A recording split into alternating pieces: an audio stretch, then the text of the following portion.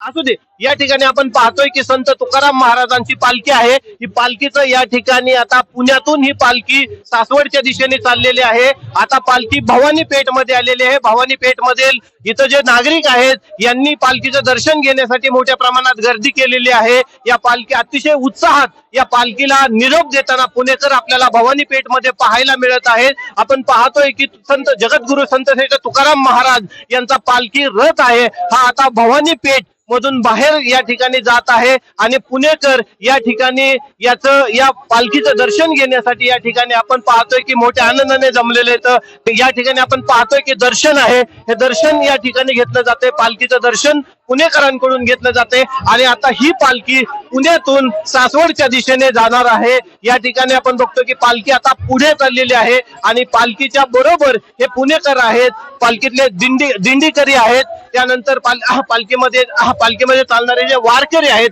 ते वारकरी या ठिकाणी राहिलेले होते आणि पालखी जशी पुढे जाते तशी तशी पुणेकर आहेत ते पुणेकर या ठिकाणी थोडेसे अस्वस्थ होताना पाहायला मिळतात। कारण काल दिवसभर याच पुणेकरांनी या पालखीचं स्वागत केलेलं आहे। हे जे वारकरी आहेत ते वारकऱ्यांची सेवा केलेली आहे आणि आज हे वारकरी पुण्याला सोडून पंढरपूरच्या दिशेने चाललेले आहेत।